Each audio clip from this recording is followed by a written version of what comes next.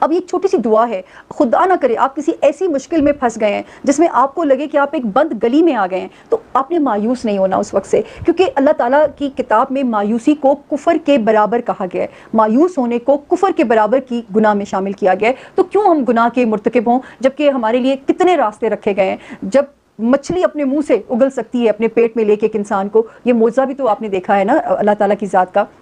اسی طرح جو ہے آپ نے کرنا کیا ہے، خدا کسی کو بھی نہ آزمائش میں ڈالے، لیکن دنیا ہے، دنیا کے امتحان دینے ہیں، جب تک سانس ہے تب تک آزمائشیں ہیں، آس بھی ہے، تو آپ نے ایک چھوٹا سا عمل ہے لیکن آپ نے اس کو غور سے سننا ہے۔ اس کے بعد پھر میں آپ کو انشاءاللہ ایک اور عمل بھی آپ لوگوں سے شیئر کروں گی، وہ میں اگلے ہفتے شیئر کروں گی۔ آپ نے کیا کرنا ہے، مٹی کے 13 کورے پیالے لینے، کورے پیالے، مٹی کے پیالے 13 ہو، 13، اور آپ نے 100 دانے والی تسبیحاں لے لینی ہے،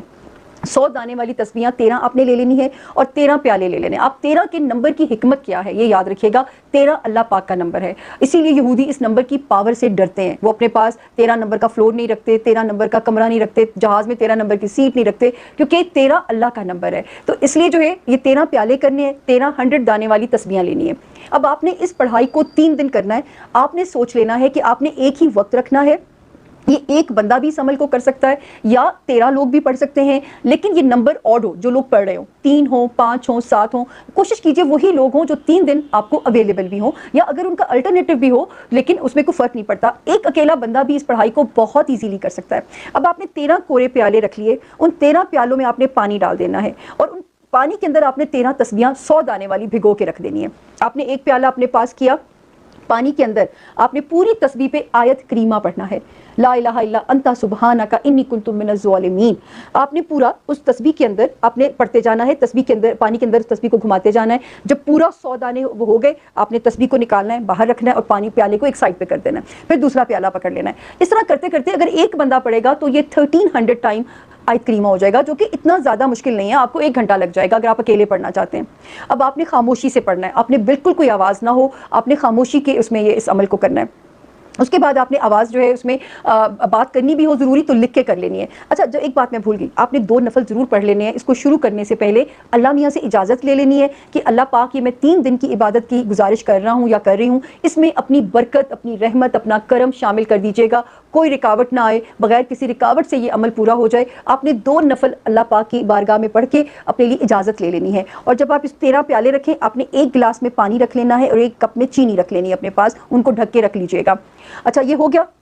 13 پیالے آپ نے ڈن کر لیے، اس کے بعد آپ کا یہ عمل ختم ہو گیا۔ اول و آخر درود پڑھے بغیر ہماری کوئی دعا اوپر نہیں جاتی۔ شروع کرنے سے پہلے 11 مرتبہ درود شریف پڑھ لیجیے گا، درود ابراہیمی نماز والا، اور اینڈ کرنے کے بعد بھی 11 مرتبہ درود شریف کو پڑھ لیجیے گا۔ اس کے بعد آپ نے وہ پیالے ختم کیے، پانی آپ نے اٹھا کے پودوں میں ڈال دیجیے، ٹھیک ہے، جو چینی ہے اس کو سنبھال کے رکھ لیجیے، اور جو پانی آپ نے کپ میں رکھا تھا اس کو پورے گھر کے اندر چھڑکاؤ کر دیجیے گا، جو آپ نے گلاس میں پانی ساتھ رکھا تھا۔ پیالوں والا پانی آپ پودوں میں، کچی مٹی میں کسی جگہ بھی ڈال دیجیے۔ اسی طرح اگلا دن بھی سیم ٹائم، وہی ٹائم، اگر آپ نے ظہر سے اثر رکھنا ہے، عشاء کا رکھنا ہے، جو وقت آپ کو مناسب لگتا ہے، کوشش یہ کیا کیجیے کہ ایسے وظائف چڑھتے چاند میں کیا کیجیے جب چاند رائزنگ میں ہو، لیکن اگر ناگہانی مشکل ہے، آپشن نہیں ہے، آپ نے انتظار نہیں کرنا چاند کے رائز ہونے کا۔